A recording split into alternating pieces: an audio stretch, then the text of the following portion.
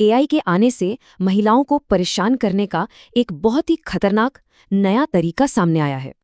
ऐसा ही डर सता रहा है मुंबई के एक युवा लॉ ग्रेजुएट गाथा सरवैया को।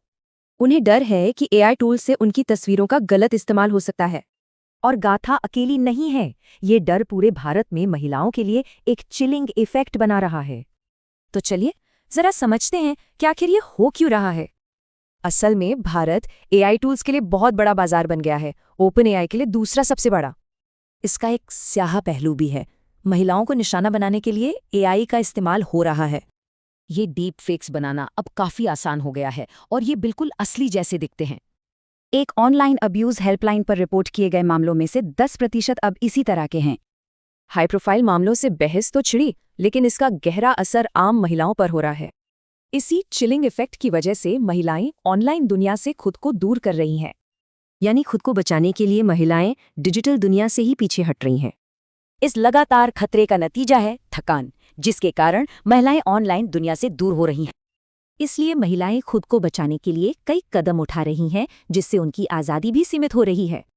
न्यूडिफाई जैसे ऐप्स एआई का इस्तेमाल करके तस्वीरों से डिजिटल तरीके से कपड़े हटा देते हैं। सोचिए, एक महिला की तस्वीर को बदलकर उसे इतना परेशान किया गया कि अश्लील कॉल्स की बाढ़ आ गई। समस्या ये है कि डीप फेक्स को लेकर कोई खास कानून नहीं है जो इसे एक अलग तरह का जुर्म माने। कानून है, पर उनके तहत न्याय पाना बहुत ही लंबा और मुश्किल काम है। और सिर्फ कानून ही नहीं, उन प्लेटफॉर्म्स की भी जिम्मेदारी है जहां ये सब शेयर होता है। अक्सर प्लेटफॉर्म्स शिकायतों को नज़रअंदाज कर देते हैं, जिससे पीड़ितों को कहीं और जाना पड़ता है।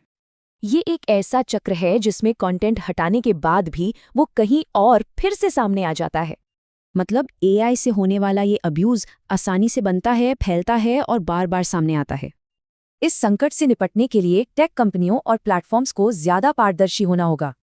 तो सवाल यही है कि जैसे जैसे एआई आगे बढ़ रहा है, इसके पीड़ितों की रक्षा कौन करेगा?